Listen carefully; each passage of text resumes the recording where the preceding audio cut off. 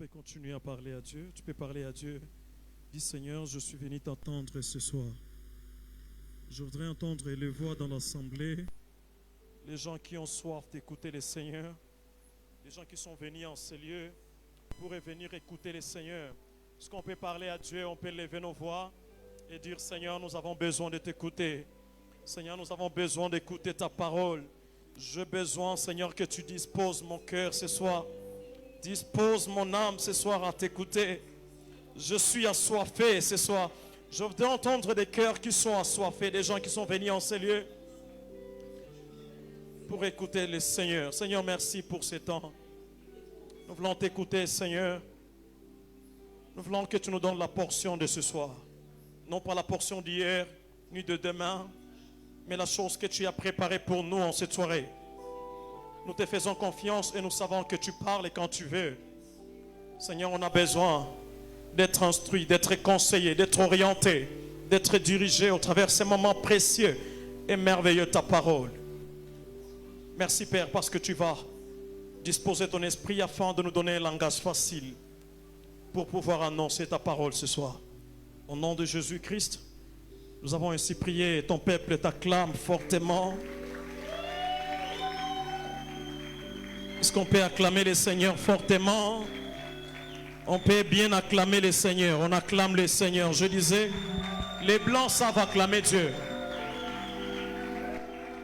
Amen. Alléluia. Vous savez, s'il vous plaît, vous savez, Samahani, quand on dit d'acclamer un roi, wakati wanasema kumshangilia mfalme, pas seulement un roi, même le président de la République, hata rais wa nchi, pas seulement le président de la République, même un sio tu ministre, rais, hata balozi, hata ministre, on ne peut pas se mettre assis en train de l'acclamer. hauwezi kubaki ukiketi ukimshangilia Mungu. À plus forte raison, c'est grand Dieu. Kama vile Mungu sasa, Je disais maintenant, est-ce qu'on peut le faire bien? tunaweza On peut tena lui céder la kumshangilia place vizuri. et on acclame pour le Seigneur. Shangilia tena Bwana. Alléluia. Amen. Il est digne de nos acclamations. Anastahili kushangiliwa. La Bible déclare dans Philippiens qu'il a reçu le nom au-dessus de tous les noms. Biblia inasema kwamba amepata jina zaidi ya majina Partout là où tu zingine. entendras, on parle du nom de Jésus. Mahali pote utakuta wanasema jina la Sois Yesu. toujours motivé à le louer. Ukuwe unavutiwa kumsifu na kumshukuru. Alléluia. Amen. Sois toujours motivé à l'adorer. Ukuwe tayari kumwabudu na Parce que son kumsifu. nom est au-dessus du Kwa problème maana que tu as. jina yake iko juu ya majina zote. Est-ce qu'on peut le faire encore avant de nous Tunaweza asseoir? tena kumshangilia kabla tuketi. Amen. Amen. Alléluia. Que le Seigneur soit béni, on peut se rasseoir. Mungu abarikiwe, tunaweza keti. Amen. Amen. Nous bénissons Dieu encore pour ce soir. Tunamshukuru tena Mungu kwa magharibi ya leo. C'est Dieu qui nous a accordé l'opportunité d'être là. Ni Mungu ametupeza fursa ya kukua hapa. Nous sommes tellement reconnaissants pour les souffles de vie qu'il nous a donné Tunamshukuru kwa souffle de vie ametupatia siku ya leo. et pour cette faveur qu'il nous accorde ce soir de pouvoir Na l'écouter. kibali ambayo ametupeza magharibi ya leo tuweze kumsikia. Deuxièmement, je dis merci encore à l'Église Ya pili nashukuru kanisa pour ces grands programmes merveilleux kwa mpango huu wa mzuri sana qui est une bénédiction pour plusieurs personnes. ambayo ni baraka kwa watu wengi. Alléluia. Amen. Depuis lundi jusqu'à maintenant vendredi, Tangu siku ya kwanza hadi leo siku ya tano, qui a déjà reçu sa part? kuna mtu amepata yake. Waouh, c'est merveilleux. Qui a déjà reçu sa part? Nani amepokea yake tayari? Et que le Seigneur ajoute encore une dose ce Mungu soir. aongezee tena magharibi ya leo. Que le Seigneur ajoute encore une dose ce soir. Mungu aongezee tena magharibi ya leo. Merci pour notre père, merci pour maman, Asante kwa baba na mama. merci pour le collège des anciens. Asante kwa wazee wa kanisa pia. Merci également à ma famille qui m'accompagne ce soir. Asante kwa jamaa langu imesindikiza siku ya leo. Alléluia. Que le nom du Seigneur soit loué. Jina la Bwana lipewe sifa. Bien-aimés dans le Seigneur, nous sommes en train d'aborder un terme depuis ce lundi. Mpendwa katika Bwana, tuna mada ambayo tumeanza tangu mwanzo wa juma. Si vous obéissez, vous mangerez les fruits du pays. Kama munatii mtakula matunda ya nchi. Et hier, par la grâce de Dieu, Na jana kwa neema ya Mungu, je n'ai pas eu le temps de revenir sur ce que les précieux hommes de Dieu ont décortiqué. sikuweza kurudilia yote ambayo wanjangu wameweza kusema, J'essaie un tout petit peu de montrer qu'est-ce qu'on appelle l'obéissance. lakini nimeonesha ni nini kutii. Et j'ai épinglé en concluant, je dis que l'obéissance, Na nimeweza kusema kutii c'est une partie de Dieu qui se cache en nous. ni kipande ya Mungu ambaye inafichwa ndani C'est yetu. comme notre esprit, c'est comme notre âme, c'est comme notre notre corps. ni kama vile roho, nafsi na mwili yetu. L'obéissance, c'est aussi un caractère, un comportement d'un enfant de Dieu Kutii ni tabia pia ya mtoto wa Mungu qui montre le degré de sa maturité spirituelle. ambayo inaonesha kiwango yake ya kukomaa kiroho. Et hier, j'ai épinglé 7 choses Na jana nimeweza kuoneza vitu 7 qui expliquent mieux l'obéissance à Dieu. ambayo inafasiria kutii Mungu. Et nous sommes limités à la première chose. Je crois que ce soir, nous allons développer. Na tuliweza kusema ya kwanza, leo tutaingia kindani. Et la première chose qu'on a énumérée hier, c'était obéir à Dieu implique connaître et faire la volonté de Dieu. Ya kwanza tumesema kutii Mungu ni kujua na kufanya mapenzi ya Mungu. Et hier, j'ai montré que beaucoup de gens connaissent la volonté de Dieu, Na mais nimeonesha peu wengi wanajua mapenzi ya Mungu, lakini wadogo seulement mettre cette volonté en pratique. wanatenda ile mambo. Alors que le Seigneur ne nous appelle pas seulement à connaître sa volonté, Ijapokuwa Mungu hatuite kujua tu le mapenzi Seigneur nous yake, appelle à connaître et mettre en pratique sa volonté. lakini anatuita pia kutenda mapenzi yake, kufanya mapenzi C'est yake. la raison pour laquelle une église affermie, une église mature, Ndio kwa maana kanisa inayokomaa kiroho comme notre église, kama vile kanisa letu nous sommes toujours appelés à marcher avec les deux côtés des choses. tunapeshwa kutembea katika vitu mbili, hiyo Connaître la volonté de Dieu, kujua mapenzi ya Mungu mais aussi mettre la volonté de Dieu en na pratique. kufanya mapenzi ya Mungu pia. Alléluia. Amen. C'est mieux de connaître que Dieu haït le péché, Ni vizuri kujua ya kwamba Mungu anachukia mais dhambi, c'est plus mieux encore d'abandonner le péché. lakini ni zaidi tena kuacha dhambi. C'est tellement important de connaître que le Seigneur n'aime pas les gens qui ne pardonnent pas. Ni vizuri kujua ya kwamba Mungu hapendi watu ambao C'est hawahurumie. bien d'avoir cette connaissance dans la Ni tête, vizuri kujua ile kichwani, mais il est plus mieux encore de pardonner pour obéir à cette lakini ni parole. muhimu kusamehe kusudi kuheshimu neno Que hili. le nom du Seigneur soit béni. Acha jina la Bwana libarikiwe. Et je prie que le Seigneur nous aide cette semaine Naomba Mungu atusaidie siku ya à leo connaître sa volonté et la mettre en pratique. tujue mapenzi yake na tuitie kwa tendo Oui, pia. certainement en ce niveau-là, vous serez appelés enfants de Kwa Dieu. ile kiango tutaitwa watoto wa Mungu. Ça ne suffit pas seulement d'être appelé serviteur, servant de Dieu, Haitoshe kuitwa mtumishi, mjakazi wa Mungu, mais il est important de prouver qu'on est serviteur de Dieu. lakini ni ya muhimu tena kuonesha ya kwamba tuko watoto wa Et Mungu, on prouvera qu'on est enfant de Dieu, c'est lorsque nous posons des actes qui marchent conformément à la parole de na Dieu. tutaonesha kwamba tuko watoto wa Mungu kwa tutetea matendo ambayo yanaonesha tuko watoto wa Mungu. Les païens nous enseignent mieux ces choses. Wapagano watufundisha ile mambo. Kuko adage moja Kiswahili nasema aseme mvuta tumbaku haimake mwenzake tumbaku. Et en tant qu'enfant de Dieu, Na kama mtoto wa Mungu, les gens doivent nous caractériser au travers des traces. watu wanaweza kuona matendo ndani yetu tunafanya.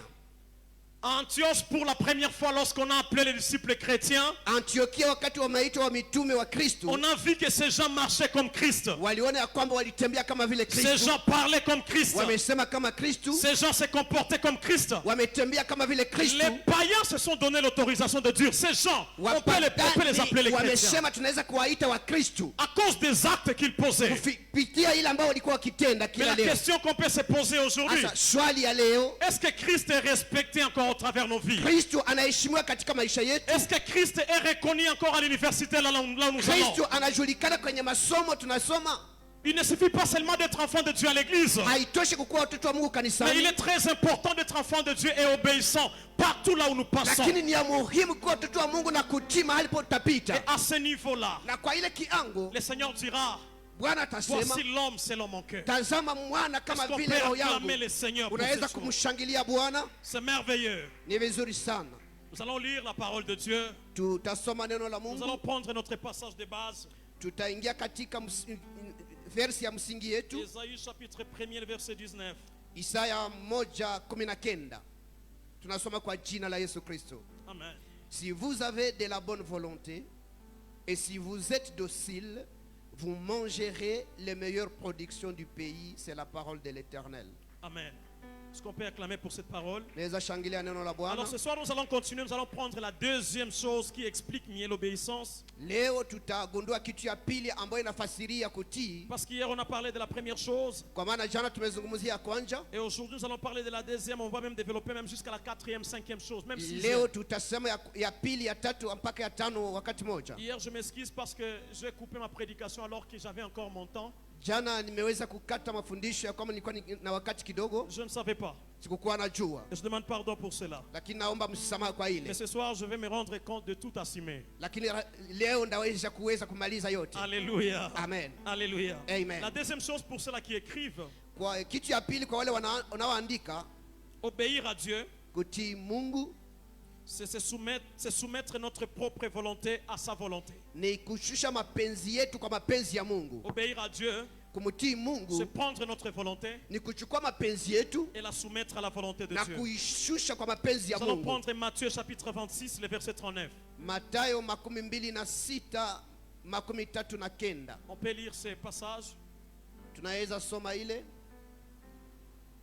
Matthieu chapitre 26, le verset 39. tunasoma kwa jina la Yesu Kristo. Amen. Puis ayant fait quelques pas en avant, Mhm. il se jeta sur sa face et pria ainsi: Mon Père, Mon Père, s'il est possible que cette coupe s'éloigne de s'il est moi. possible que cette coupe s'éloigne de moi, Toutefois, mais toutefois, non pas ce que je veux, non pas ce que je veux, mais ce que tu veux. Amen. mais ce que tu veux. Amen. Nous allons ajouter à ce passage aussi Jean chapitre 5, le verset 30. Tutaongezea Yohane 5:13. Yohane 5:13 tunasoma kwa jina la Yesu. Je ne puis rien faire Je de ne puis rien moi-même faire de moi-même. selon que j'entends. Je juge et mon jugement est juste parce que je ne cherche pas ma volonté, Ok?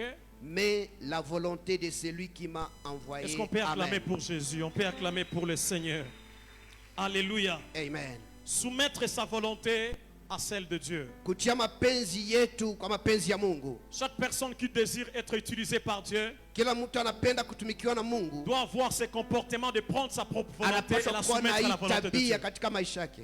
Si vous voulez être un homme de Dieu de puissance, Kama unapenda kuwa mtu wa Mungu wa uwezo, vous voulez être une femme de Dieu qui va impacter le monde, mshakazi wa Mungu ambaye atashitua dunia, cette condition est incontournable. hii shurti hawezi kupita pembeni. Il est très important de prendre notre propre Ni volonté, ya muhimu kuchukua mapenzi yetu, même si cela va te coûter beaucoup de choses, hata kama inakulomba gharama nyingi, mais la soumettre à ce que le Seigneur veut. uishushe kwa mapenzi ya Mungu. Alléluia. Amen. Ah, c'est là où il y a un examen difficile. Ni pale kunakuwa mtihani ya nguvu. Seigneur, je désire faire ceci. Bwana, napenda fanya hiki, Ah, j'ai vraiment envie de le faire. niko na haja kufanya Mais hiki, le Seigneur t'appelle de l'autre côté et te dit non, na Mungu anakuita c'est huku, pas ce que tu vas faire. haiko ile ndio Mais tu utafanya, vas faire l'autre lakini chose. utafanya hii ambayo C'est nakushurutisha. vrai, ça fait mal. Inafaa mubaya sana C'est rohoni. vrai, c'est l'étape la plus difficile de la vie Ni chrétienne. kiango ngumu sana kwa maisha ya Kikristo, Mais les gens qui ont impacté le monde, lakini watu wamechamsha dunia, les gens qui ont écrit des histoires, watu wameandika vitu nyingi les duniani, gens qui ont écrit des témoignages, watu wametia ushuhuda nyingi, ces gens ont compris que soumettre leur propre volonté à Dieu, watu wamegundua kwamba kutia mapenzi yao chini ya mapenzi ya Mungu, derrière cette action se réserve la gloire de Dieu. na derrière ile kitu kunakuwa mapenzi, kunakuwa uwepo wa Mungu. Est-ce que quelqu'un me comprend? Mtu mmoja ananisikia, Ce n'est pas facile. sio rahisi. Une sœur me disait la fois passée, Dada mmoja alikuwa akiniambia, pasteur, siku est-ce que tu zilizopita, peux prier pour que celui-ci soit mon mari? unaweza kuniombea? J'ai déjà remarqué après un certain moment que je n'ai pas la chance d'avoir des garçons beaux comme lui. Niliweza kugundua kwamba sijawahi kuona kijana mrembo Mais kama je suis yeye. prêt à tout faire Niko tayari kufanya kila pour que kitu. lui soit mon mari. Ani wewe, Je ne te demande pas de poser la question à Dieu. sikuombe ulize Mungu Je te swali, demande simplement de prier pour que lui soit mon mari. lakini napenda niombee Mungu akubali. Si Dieu disait à cette personne que ce n'est pas lui ton mari, Mungu akimwambia sio bwana yako yule, c'est qu'il cherche un problème avec cette soeur. pale maana unatafuta shida na yule mwanamke. Alléluia. Amen. Je me rappelle à Bukavu, Nilikumbuka Ukavu, une sœur dada est moja venue à l'église un certain jour, alikuja kanisani siku moja, akafanya maombi akaambia Mungu. et il a fait la prière en disant à Dieu: Kambia, Mungu na uko mtu, oh pardon. mon Dieu, toi aussi tu es une personne, Na uko mtu. tu es une personne aussi. Ça fait 34 ans déjà. Inakuwa miaka 34 Ma relation na nne haikamate. yangu haibane Hii hata mwaka kidogo, ikiisha, lakini si cette année termine, mimi nakula pia utaniomba. je te dis tu vas me voir. Mungu hawezi kukuomba mewenje, unaweza omba Mungu. Dieu ne peut pas te demander, c'est toi qui dois demander à Dieu. Alléluia. Amen. Dieu ne peut pas te perdre, mais c'est toi qui risques de perdre Dieu. Dieu ne peut pas, Mungu hawezi kupoteza, wewe unaweza kupoteza Mungu. Alléluia. Amen. Soumettre sa volonté à la volonté de Dieu. Kutia mapenzi yako kwa mapenzi ya Mungu, Parfois pour que Dieu puisse être glorifié, kusudi Mungu apate utukufu. vous serez appelé à soumettre votre volonté humaine à sa propre Tunaomba volonté. kushusha mapenzi yetu na kuinua mapenzi ya Mungu. Vous savez, Unajua, la parole de Dieu nous parle de Josué. Neno la Mungu linazungumzia Yoshua devant la ville de Jéricho. na katika mji wa Yeriko. Je pose la question à l'église. Na swali kanisa, Est-ce que vous êtes sûr munajua ya kwamba que c'était la volonté de Josué et le peuple d'Israël de tourner 7 fois les murs de Jéricho? ya kwamba ilikuwa mapenzi ya Yoshua na taifa kuzunguka Yeriko mara Est-ce que 7? c'était leur volonté? Ilikuwa mapenzi yao? Ce n'était pas leur volonté. Haikukuwa mapenzi yao. Ils ont tourné pour la première fois. Walizunguka mara kwanza. Moi je pense, Mimi nawaza parmi les gens qui ont quitté avec Moïse en Égypte, miongoni mwa watu walitoka Misri na Musa, ces vieux ont appelé Josué. watu walimuita Il dit, Yoshua. petit, vous savez, il y a d'autres choses que vous commencez à faire parce que vous n'avez pas l'expérience. Akamwambia wewe mtoto unafanya hivi kwa maana haujue vitu ambavyo vilikuwa. Je connais depuis l'Égypte jusqu'à maintenant, Dieu nous a jamais demandé de tourner un mur comme ça. Najua tangu Misri mpaka hapa Mungu atuambia tuzunguruke Yeriko. Les gens pensaient qu'après avoir tourné pour la première fois, le mur va tomber. Watu walizalia kwamba watazunguka limoja ukuta itaanguka. Mais le matin, le Seigneur dit, vous allez encore le faire demain matin. Lakini Bwana akamwambia kesho tena mtafanya. Josué a encore convoqué le peuple. Na kaita tena taifa. Il dit, écoutez, le Msikii. Seigneur nous exige encore de le faire pour la Bwana deuxième fois. atuambia tufanye tena ya mara pili. Je crois pour la troisième fois, même si c'était moi, Ya mara tatu ingekuwa hata mimi j'allais me fatiguer. ningechoka. Et je ne sais pas si tous les peuples avaient contourné. Parce Sijui ya que kwamba je dis, taifa yote imezunguka. pourquoi maman va kuweza kuifanya yote cette tour? Peut-être il y a certaines personnes qui n'ont pas tourné deux fois. Eh bwana, si tu vois déjà basé mes petits, hauna heshima kwetu. Nous sommes des vieux, tu n'as pas de respect pour Et les nous. commentateurs bibliques disent ceci. Et les commentateurs ya Biblia wanasema hivi. La ville de Jéricho Mji wa Yeriko avait 17 km. ilikuwa na kilomita 17. Une ville, 17 km carrés. Ilikuwa na C'est-à-dire kilomita 17 km, 17. 17 km, jusqu'à ce que 17 km au carré. 17 mara 4. Ça fait combien de kilomètres par jour? 17 fois 4, ça fait combien? 68. Naweza kuwa 68. 68 je crois. 68 km chaque jour. Inaweza kuwa 68 kila Ce siku. n'était pas la volonté de Josué et la volonté du Haikukuwa peuple. mapenzi ya taifa wala ya Yoshua. Mais c'était ce que Dieu avait demandé au Lakini peuple de ni faire. ile ambayo Mungu ameomba taifa Même kufanya. si ça ne te plaît pas. Hata kama Mais si haikupendezi. c'est Dieu qui t'a demandé de le faire, Kama ni Mungu amekomba ne kuitenda. te pose pas beaucoup de questions. Usijiswali Parce zaidi. que derrière Kwa maana nyuma ya cette ile obéissance ile kutii se cache le fruit du pays. kuna vichwa Et matunda ya c'est ce que nchi. nous allons parler le Na ni dimanche. ile ambayo tutasoma siku ya Mungu. Je ne crois pas Siuwe que la volonté d'Abraham, ya maman, kwamba mapenzi ya Abrahamu c'était d'offrir son fils ya Isaac. kutoa mtoto wake, Je ne hapana. le crois pas. Haikukuwa mapenzi Je yake, ne le crois pas. siujue. Mais la Bible déclare, Lakini Biblia comme inasema c'est Dieu qui l'a demandé, kisi ni Mungu ameomba, Abraham devait obéir à Dieu. Abrahamu ametii Mais Mungu. derrière Isaac, Lakini nyuma ya la Isaka, Bible déclare, Biblia c'est inasema même Isaac qu'Abraham est parti yule offrir. yule Isaka Abrahamu C'était ametoa, le père d'Israël. ilikuwa baba wa Et taifa nous, yote nous sommes zima, les enfants d'Israël na sisi spirituellement. kwa watoto wa Israeli Si kiroho. ce n'était pas l'obéissance d'Abraham, Haingekuwa kutii kwa Abrahamu, on ne pouvait pas être appelé enfant de Dieu aujourd'hui. hatungezalika watoto wa Mungu leo. Derrière cela, Nyuma ya ile il a reçu un prix. alipata Le taji. monde et la Bible l'appellent le père de la foi. Tunamuita baba wa imani. Derrière tout ça encore, Dieu ajoute un autre nom. Nyuma ya ile Bwana anaongeza ingine. C'est la seule personne dans la Bible que Dieu appelle mon ami. Ni mtu Biblia Mungu anaitwa rafiki yangu. Quand Dieu arrive au niveau de t'appeler mon ami, c'est Wakati que Mungu tu as obéi anakuita à sa rafiki, parole. umemtii na utii neno Est-ce que lake. quelqu'un m'entend? Mtu mmoja ananisikia, Je prie naomba qu'on soit pris à la dimension d'être appelé enfant de Dieu. wasiona tena lengo lako Mais kuita qu'on mtoto wa devienne Mungu, des amis à Dieu. lakini ukuwe rafiki wa Mungu. Ah, obéissons à l'éternel. Tutii Bwana Même si ça fait mal. hata kama inatuluma rohoni. Derrière l'obéissance d'Abraham, Nyuma ya kutii Abrahamu, il y avait le bélier qui était réservé. kulikuwa taifa ambayo ilikuwa Et le ikifichwa. bélier, c'est la présence et l'exemple, le symbole d'une bénédiction. Na ile ambayo ilikuwa mlimani ilikuwa baraka. Le bélier, c'était pas quelque chose qui est venu du ciel. Ile C'était quelque kondoo chose qui était haikuwa connu. kutoka mbinguni. Alléluia. Amen.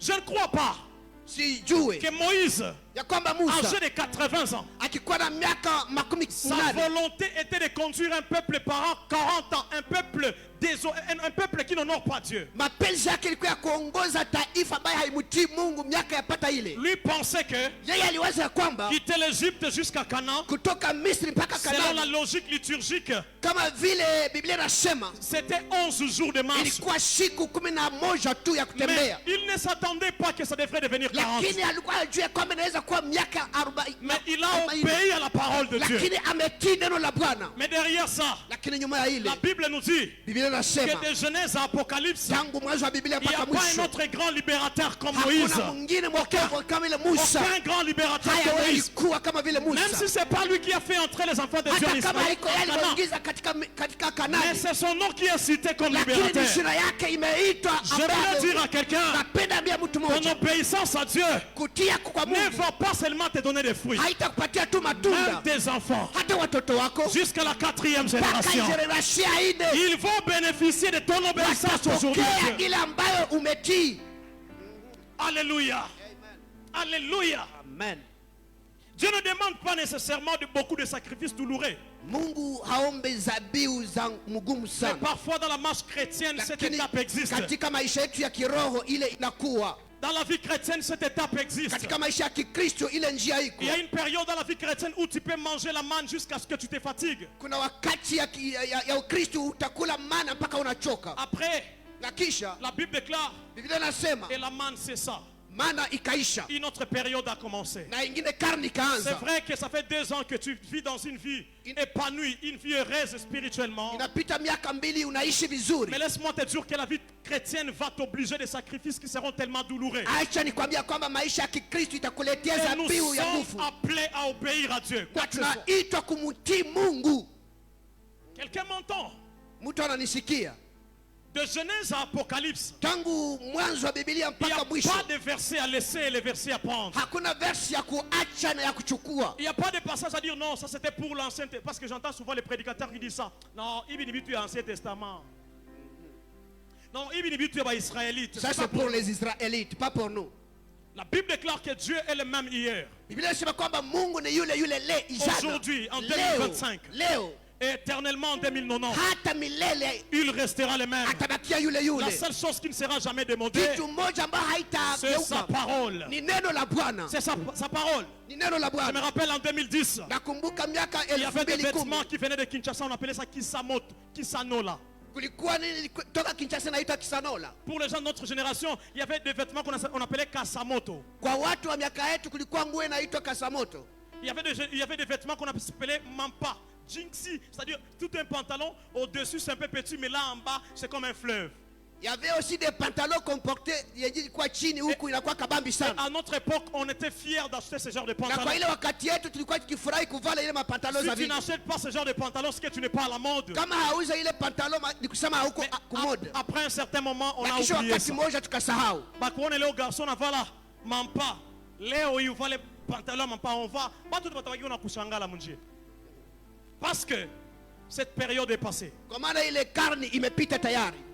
Il est arrivé à un certain moment, la fois passée, c'est vers 2017-2015. Ilifika wakati mmoja miaka 2015 Il y avait un vêtement qu'on appelait Yamado. kulikuwa nguo imeitwa Yamado. Qui n'a pas porté Yamado? Nani mwenye hakuvala ile nguo? Ah! Le monde est compliqué.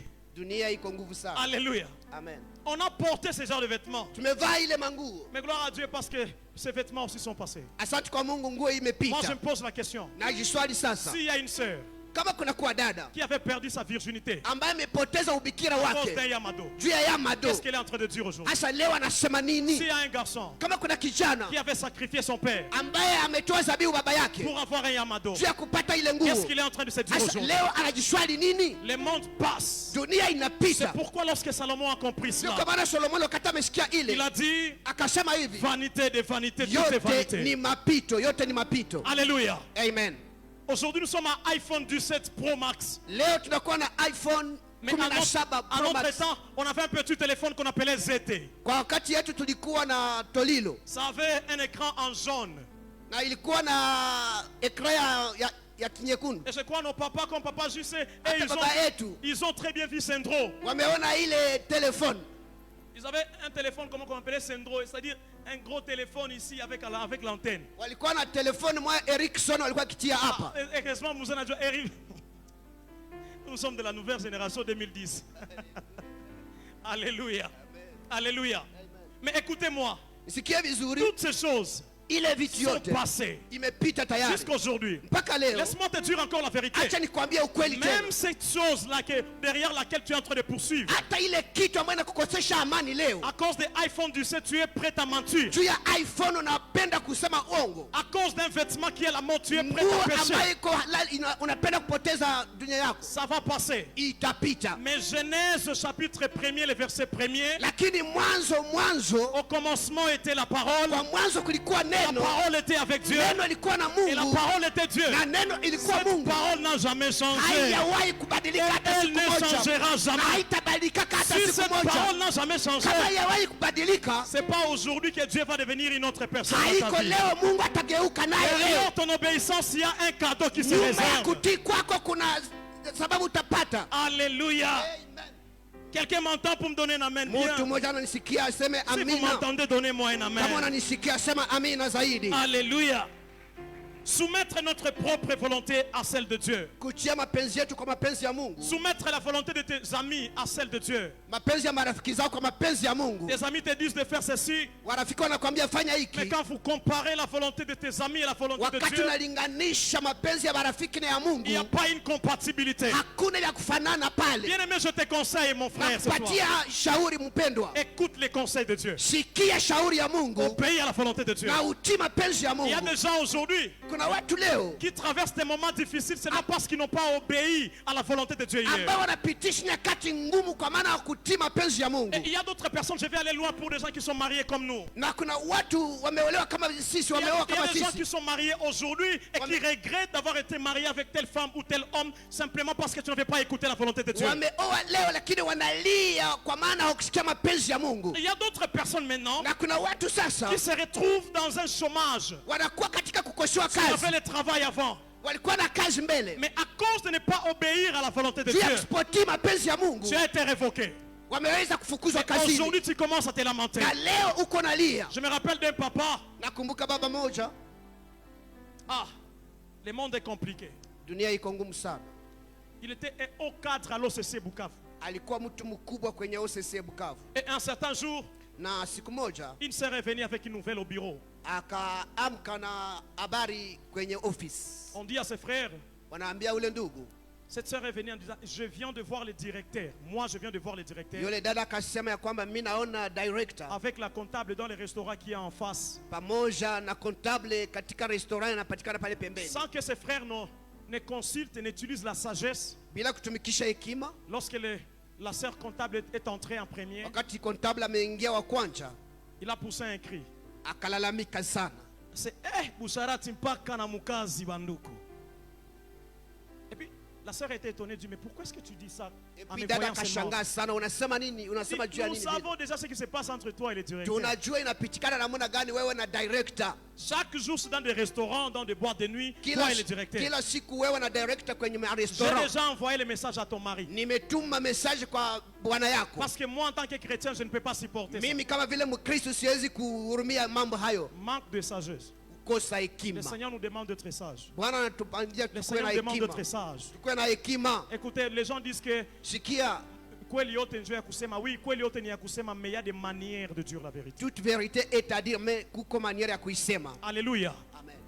La sœur a pris le dossier akaenda directeur akamwambia, ce frère m'a dit ça, ça et ça et ça. Dada akienda kwenye director akamwambia huyu frère ananiambia hivi na On hivi. lui a envoyé une lettre d'explication. Wakamtumia kibarua ya kujifasiria. Akasema ni fulani njoo aliniambia, hakuna Il a dit, preuve kama njoo mtu alikuambia. fulani c'est celui qui m'a envoyé, qui m'a parlé ça. Il a été révoqué. Na akafukuziwa Il kazini. commençait à passer toute sa journée à l'église Akaanza kupitisha siku zake zote en kanisani train de demander à Dieu akiomba Mungu, de lui faire justice. Mungu ampatie Mais le haki. problème, ce n'était pas la justice de Dieu. Shida sikukuwa haki ya Mais Mungu. le problème, c'était que cette personne n'a pas eu le temps de prendre la parole de Dieu et la mettre en pratique. Il Hakuweza faut être kutenda sage. kulingana na neno la Mungu na kuwa na hekima. Alléluia. Amen. Gloire à Dieu. Amen. La sagesse aussi, c'est Et- quelque chose de très très important dans la vie. Hekima nayo ni kitu moja ya muhimu sana. Je dis souvent à certains serviteurs de Dieu avec lesquels on marche, Naambia watu wengi ambao natembea nao aujourd'hui, leo, les gens, les enfants de Dieu, watoto wa Mungu sont prêts wiko tayari à vivre kuishi avec un homme de Dieu qui ne prêche pas bien, pamoja na mtumishi wa Mungu ambaye hahubiri qui ne fait vizuri, pas de miracles, mwenye afanye qui n'a miujiza, pas beaucoup de dons spirituels, ambaye hana karama za mais kiroho qui est nyingi, sage. lakini mwenye iko na hekima. Les gens peuvent vivre avec cette Watu personne-là. wanaweza kuishi na yule mtu, Mais c'est trop dangereux. lakini lakini ni ole kabisa d'avoir quelqu'un qui a un don, kukuwa na mtu anayekuwa qui na a un karama, puissant ministère. akuwa na uwezo katika Et si huduma, tu manques la sagesse, lakini unakosa hekima, ton ministère deviendra un danger pour les gens que tu conduis. huduma wako ni hatari kwa watu wengi. Alléluia. Amen. Que le Seigneur nous fasse grâce. Mungu atutendee mema.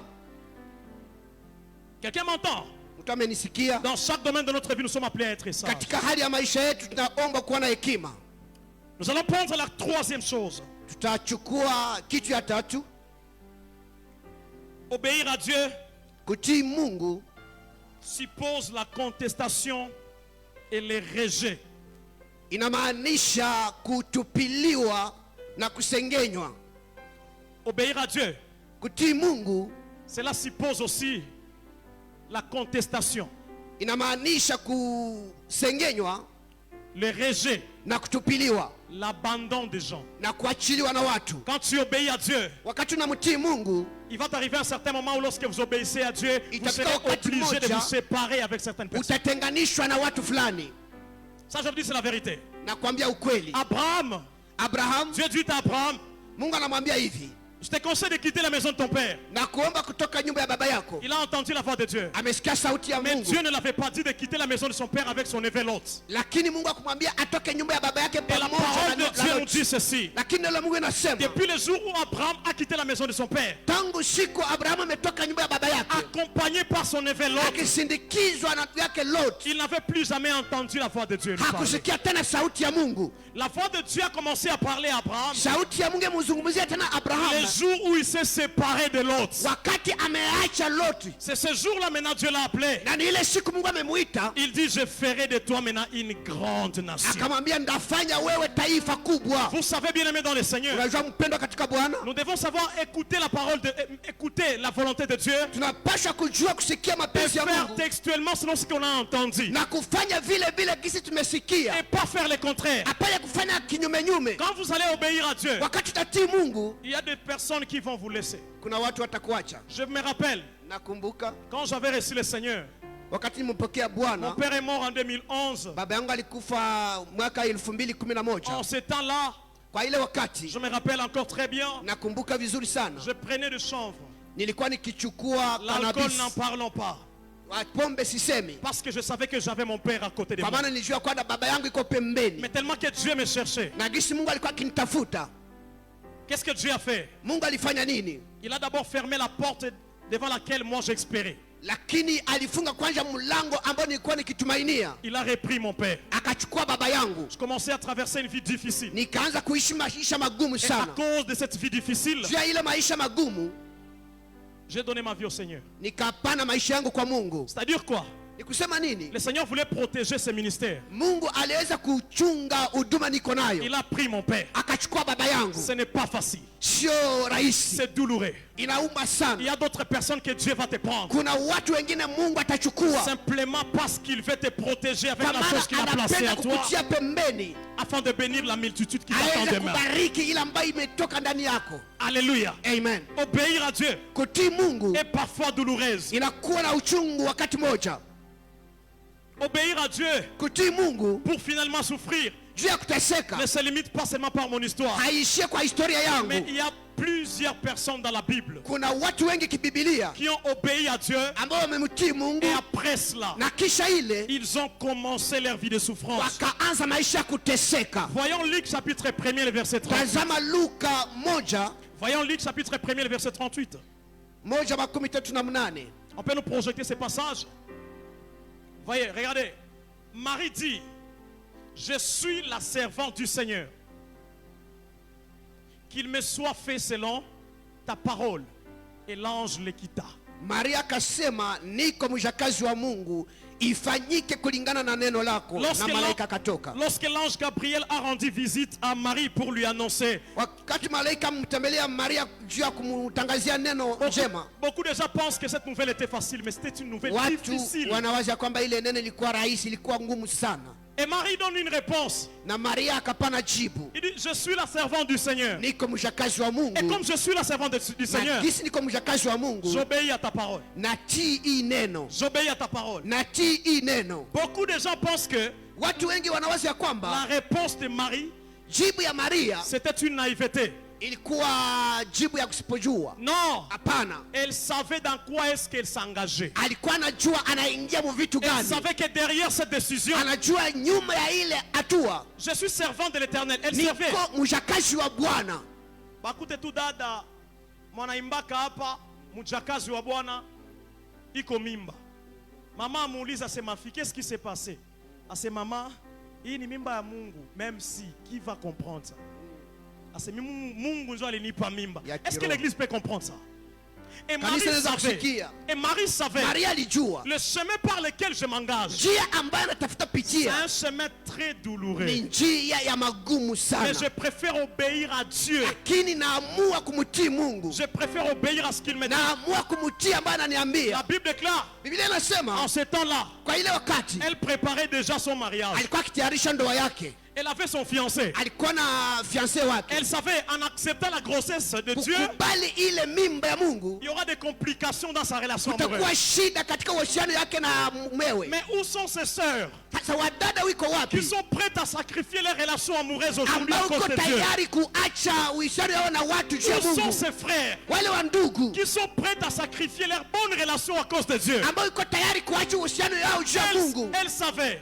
Alikuwa akijua Et lorsque Joseph va apprendre cette nouvelle, wakati Yusufu atapata il habari va se séparer de moi. ataniacha. Mais malgré qu'il va se séparer de moi, Ijapokuwa ile je préfère obéir à Dieu. nakubali kumtii Quelqu'un Bwana. peut dire à son voisin, obéis à l'Éternel. Ambia Mungu kumtii Bwana, ambia jirani yako kumtii Bwana. Obéis à Dieu. Tii Bwana. Écoutez maintenant, moi j'aime Dieu. Quand vous obéissez à Dieu, Wakati namtii Mungu, la souffrance qui vient derrière l'obéissance à Dieu est d'une courte durée. mateso ambayo inakuja kisha kumtii Mungu ni ya mfupi sana. C'est vrai, c'est une souffrance, mais c'est d'une courte Ni durée. mateso lakini ya mfupi sana. Elle a obéi à Dieu. Alimtii Bwana. Quand son mari, son fiancé a remarqué que non. Wakati fiancé yake ameona, mchumba wake ameona mimba, Mbona siku naona ufie sawa? simuone sawa. Kutematema, manoze akamuuliza Marie, niambie tu kweli tuko ba Kristo. Qu'est-ce qu'il y a? Niambia jo vile, C'est comme ça. ça fait quelques mois niko na mimba. Mimba ya nani? Asi mimba ya Mungu.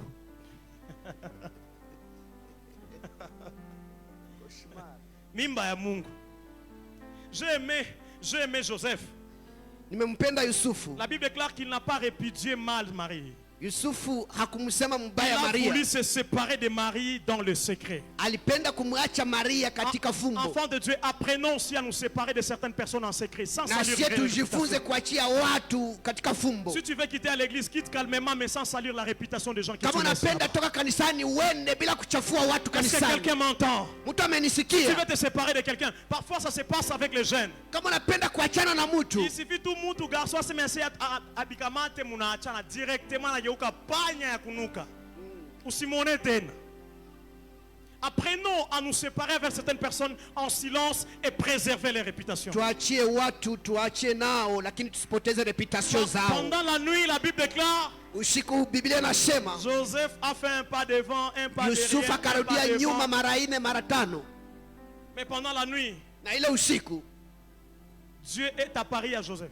Mungu akamtokea Je Yusufu. voulais dire à Sasa quelqu'un, quand tu obéis à Dieu, le Seigneur te justifiera là où tu n'as pas de parole à donner. wakati umemtii Mungu, Mungu atakufafunia Oui, mahali le ambapo Seigneur va le faire. Mungu ataifanya. Même si les gens te critiquent aujourd'hui, on a sali ta réputation. Hata umepoteza reputation yako, Si tu sais que tu es innocent, kama unajua kwamba wewe uko le Seigneur va unatia, disposer quelqu'un pour te justifier. Bwana ataleta mtu mwenye atakupatia sheria. Et je prie pour ces personnes qui m'écoutent maintenant. Naomba mtu ambaye ananisikia kwa Que sasa, Dieu t'envoie un ange pour venir Mungu te justifier. akutumie malaika wa kusemea ukweli. Pendant qu'il dormait, Wakati alikuwa kilala, Dieu est venu.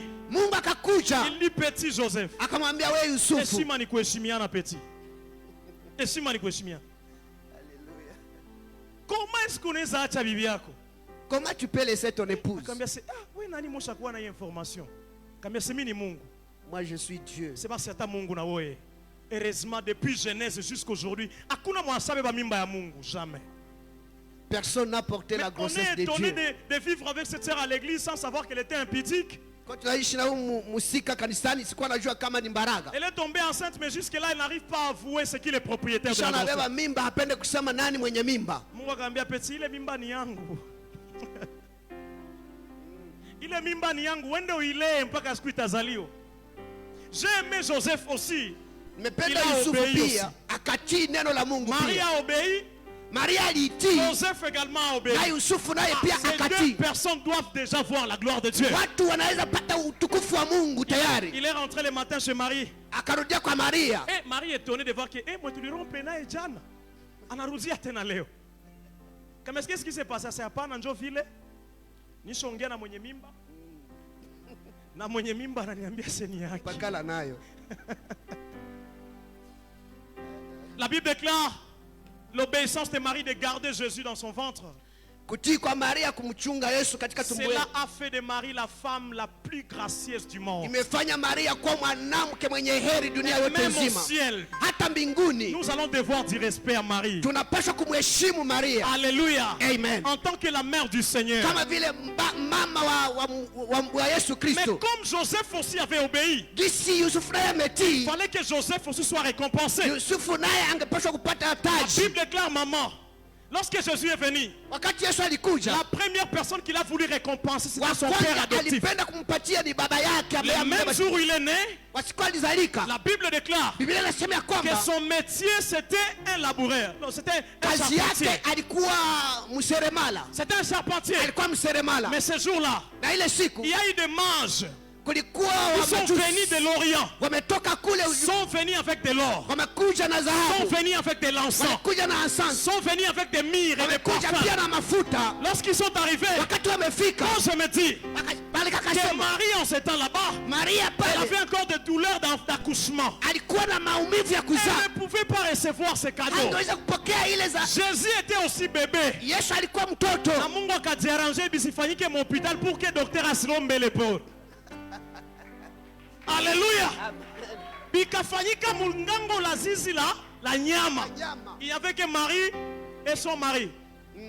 Alléluia. Amen. Lorsque les mains sont venus, Wakati wa majusi wamekuja, voici de l'or. kasema ona Voici de dhahabu, l'encens. ona asante, Que nous sommes venus donner, tumekuja kumpatia offrir en sacrifice kama vile zabihu à cet enfant qui vient de naître. kwa mtoto ambaye Moi, je vous amezalika. pose la question, église. Najiswali, Qui avait bénéficié de tous ces biens? nani amepokea ile mali? C'est Joseph. Ni Yusufu. À cause de son obéissance, Juu ya kutii Bwana il a quitté d'un charpentier, ametoka charpentier, d'un menuisier, ametoka mseremala à un businessman. akakuwa businessman. Je voulais dire à quelqu'un, Napenda ambia mtu le Seigneur mmoja, te réserve une bénédiction. Bwana anachunga Et ce baraka sont les yako produits du pays derrière na ni l'obéissance. matunda ya nchi juu ya Si kutii c'est de toi kwako. que je parle, Kama donne-moi un amen. niweza sema amina tena Ton amen zaidi. n'arrive pas ici où Amina je yako suis. haifika hapa kwenye niko, Ton amen n'arrive pas ici où je suis. haifika hapa kwenye niko. Alléluia. Amen. C'est vrai. Ni Sa kweli. réputation a été salie. Reputation yake imechafua, Mais moi, je pose la question. lakini najiswali, Mami, les gens qui ont mal interprété cette grossesse de Marie watu wamefafanua vibaya mimba ya Maria et qui ont sali leur réputation na wamepoteza reputation ya Maria. sont venus un jour à la fête de Cana. Walikuja siku moja kwa karamu ya Kanaani. Dieu voulait donner du respect à sa maman. Mungu alipenda kuheshimu mama yake. La Bible déclare il s'est arrangé pour que le vin Na finisse. kufinya kaisha. Maintenant, il faut aller chercher quelqu'un.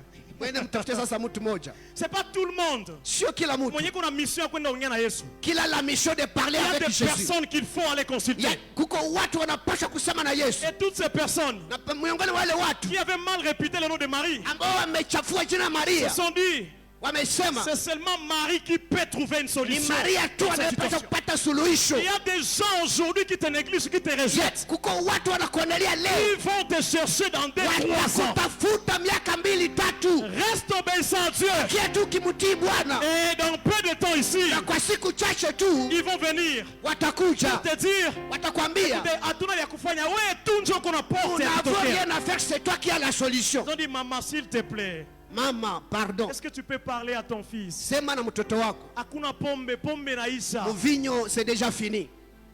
J'ai aimé Marie. Nampenda Maria. Marie aussi n'a pas voulu aller interroger Jésus. Maria naye akupenda kumswali Yesu. Elle a d'abord entendu. Amesikia kwanja, Elle dit, c'est pombe naisha. nasema pombe c'est déjà fini. Elle a pris son temps. Alichukua muda. Je voulais dire à quelqu'un, quand tu seras dans ta saison, il faut aussi prendre le temps avec les gens qui t'avaient abandonné. Amen. Wakati kwa Prends msezo ton yako, kamata muda Il yako. faut prendre ton temps. Kamata muda Mtu yako. mwalikuachia mu moment difficile.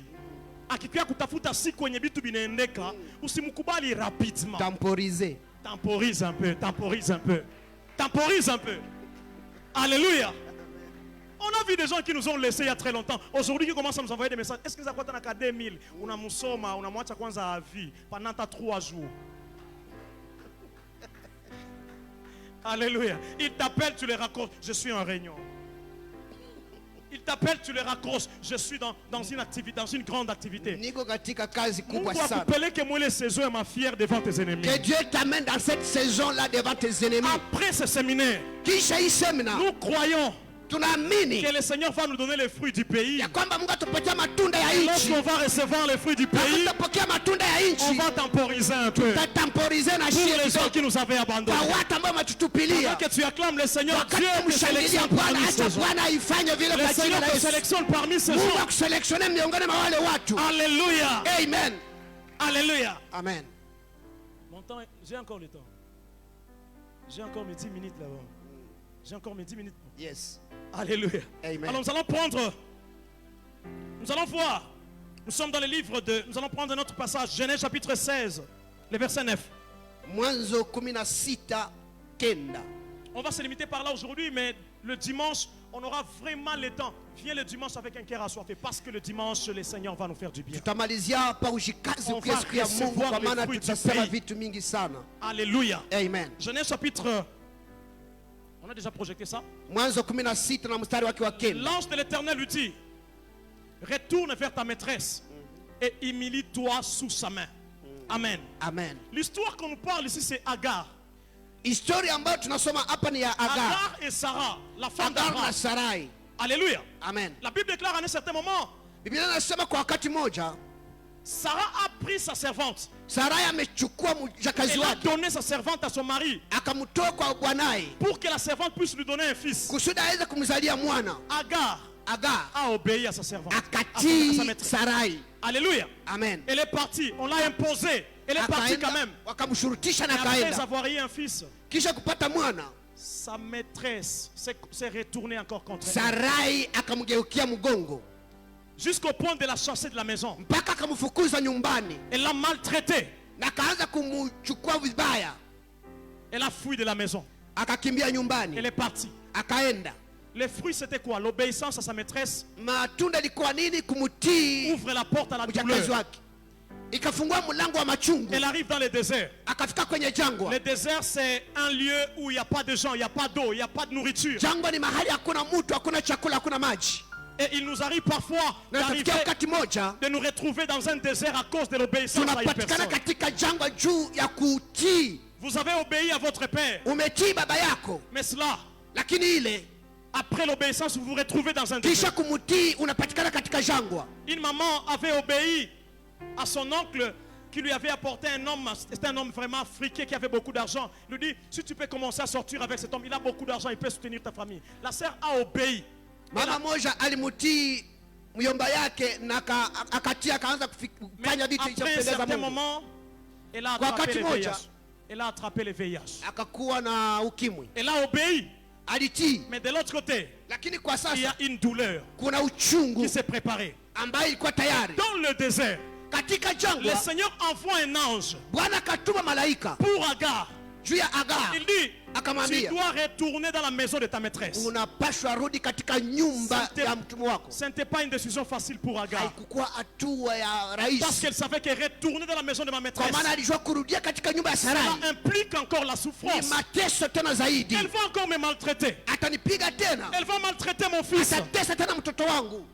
Mais elle a quand même obéi à la parole. Lakini akatii ile neno ya malaika. Le fait d'Agar d'obéir à la parole de l'Éternel, Agari kutii neno la Bwana, il fallait que Dieu bénisse sa postérité. Mungu angepaswa kubariki Parce que kizazi yake, derrière chaque obéissance kwa maana nyuma ya kila se kutii cache le fruit du pays. kunafichwa matunda ya nchi. Derrière toute obéissance Nyuma ya kila kutii se cache une bénédiction. kunakuwa baraka. Ça peut prendre du temps, Inaweza kamata muda, mais ça finira par arriver. lakini itafika C'est tu. pourquoi Dieu dit à Habakkuk, Ndio kwa maana Mungu anaambia Habakuki, si tu portes la promesse de Dieu, kama unabeba ahadi ya Mungu et si tu portes la parole de Dieu sur ta vie, na unabeba neno la Mungu kwa maisha yako, tu as obéi de l'attendre. umetii Je te conseille, na kupatia attends-la encore. chunga tena, Parce qu'elle finira par s'accomplir. itafika tu. Elle finira par s'accomplir. itafika tu, Elle itatimilika finira tu, par se faire. itatimilika Même tu. si tu ne vois pas ça la première Hata semaine. kama haioni kwa mara kwanza, Mais la deuxième semaine, cela est possible. posho ya pili Et itawezekana. même si la deuxième semaine n'est Kama pas, ya pili inaisha, même la troisième, la ya quatrième. tatu utaiona tu. Derrière l'obéissance, Nyuma ya kutii s'attache aussi la patience. kunakuwa pia kuvumilia. Derrière l'obéissance à Dieu, Nyuma ya kutia Mungu s'attache aussi la patience. kunakuwa pia kuvumilia pia. Je voulais dire à quelqu'un qui traverse des Napenda moments ambia difficiles, mtu anateseka leo, tu as obéi. umetii Et à cause de l'obéissance, na juu ya tu kutii te retrouves dans le désert aujourd'hui. unaanza kuteseka leo katika jangwa, Rien ne marche. hakuna kitu Je kinatembea. suis pasteur. Uko pasta, Je suis chrétienne. niko Mkristo, Je suis chrétien. niko Mkristo, J'obéis à l'éternel. natii Je Mungu, fais tout ce qu'il me demande. nafanya kitu ananiomba, Mais rien ne marche dans ma vie. lakini hakuna kitu kinatembea, Rien ne marche. hakuna kinatembea, J'en ai marre. nachoka. Et c'est pourquoi Proverbe Ndio kwa est en maana train de dire wewe les nasema païens prospèrent. wapagani Alors que nous, nous wanaendelea, sommes justes. lakini sisi wenye Nous haki nous lamentons du matin au tunalia soir. kila leo. Mais je voulais dire à quelqu'un qui se lamente Napenda aujourd'hui, ambia mtu analia kila leo. il y a un temps pour toutes choses. Kuna wakati kwa kila Il y kitu, a un temps pour pleurer kuna wakati ya kulia et il y a un temps pour se réjouir. na kuna wakati ya Si tu kucheka. traverses un temps de souffrance, Kama unateseka leo, que le Seigneur ajoute encore la force dans ta patience. Bwana akupatie tena nguvu katika Sois kuvumilia. patient, sois patient. Vumilia tena zaidi, Dans peu de temps, cela va kwa se faire. wakati kidogo vitaendeka Ne bien. baisse pas. Usichoke Ne quitte pas le chemin de na l'obéissance. usitoke njia ya kutii, Reste là. bakia pale. Dans peu de temps, Kwa wakati kidogo cela tu va s'accomplir. itatimilika. Écoutez-moi. Nisikia Le jour où Agar avait fui la maison d'Abraham, siku yenye Agara amekimbia elle s'est nyumba ya retrouvée Abrahamu, dans le désert, elle n'avait pas d'eau, elle n'avait alikuwa pas de kwenye nourriture. jangwa, hakukuwa maji, hakuna chakula. Mais lorsqu'elle est rentrée dans la maison d'Abraham, Lakini amerudia katika nyumba, Dieu a parlé maintenant à Abraham. Mungu akazungumzia Abrahamu, Dieu dit à Abraham, akamwambia hivi, cette femme à cause de son obéissance, huyu mwanamke juu ya kutii elle ne kwake doit pas quitter la maison comme une voleuse. hata toka nyumbani kama vile mwizi. Vous devez lui donner de l'eau Unapaswa kumbatiza et de la nourriture. na chakula, Elle doit quitter la maison dignement. anapaswa kutoka nyumba na Aller heshima là où je vais na l'indiquer. kuenda mahali ndamtumana mimi. Et ce jour-là, Na ile siku Abraham a pris la nourriture Abrahamu akachukua chakula et de l'eau. na akachukua pia maji, Il a donné ça à Agar. akapatia Agar Et ils ont prié pour elle. na wakamwombea pia. Il dit, Akasema vous pouvez maintenant partir unaweza enda sasa dignement. na heshima. Je suis en train de dire à quelqu'un, Napenda ambia mtu mmoja hivi, Dieu ne permettra pas Mungu hata ruhusu que tu traverses la honte toute ta vie à cause de ton upitie obéissance. maisha ya ole kila leo. Le fait seulement d'avoir obéi à Dieu, Jinsi umemtii Bwana il te préparera un Abraham à côté. anakutayarishia Abrahamu, La personne qui réserve l'eau, mtu mwenye anachunga qui maji réserve la nourriture na pour toi. chakula pia ambayo utaenda nayo. Alléluia. Amen. Que le Seigneur le fasse pour nous. Acha Bwana ifanye kwako Cette semaine, katika juma nous hii. sommes dans un pays riche. Kwa katika nchi Les tajiri enfants de El Ebenezer na watoto wa El Ebenezer seront sur la liste des gens tutakuwa kwenye qui orodha vont manger les fruits de ce na pays. watu watakula matunda ya Nous nchi. ne quitterons pas cette terre Hatutatoka hii si nchi les fruits de ce pays bila matunda ya ne soient nchi, pas notre partage. hatuikule na Que sisi. Dieu guérisse notre Acha pays Mungu aponye nchi afin yetu que ce pays puisse nous kusudi produire beaucoup de choses. nchi ilete matunda. La prière que nous faisons pour notre Maombi pays tunafanya juu ya nchi est en train de toucher Kinshasa. inagusa Kinshasa, Tous Lubumbashi, inagusa Lubumbashi, tous des autorités. inagusa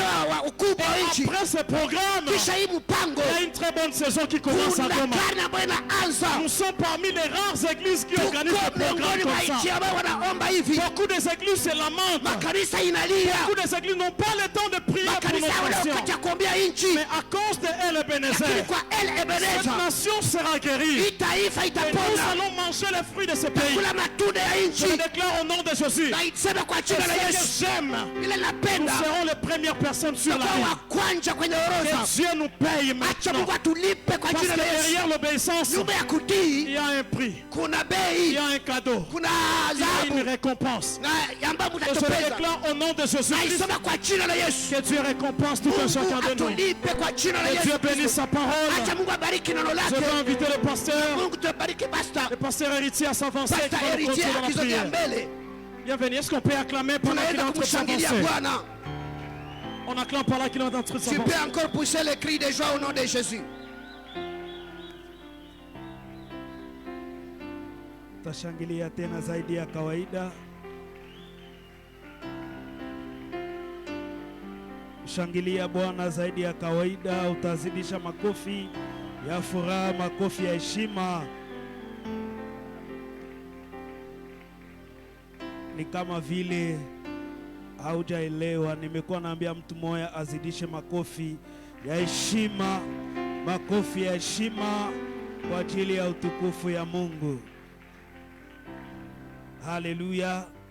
Tutasimama dakika 5 kabla Congolais Eclair ikamate dakika 15 ya maombi kwa ajili ya nchi. Samani mahali uliko utasimama wima.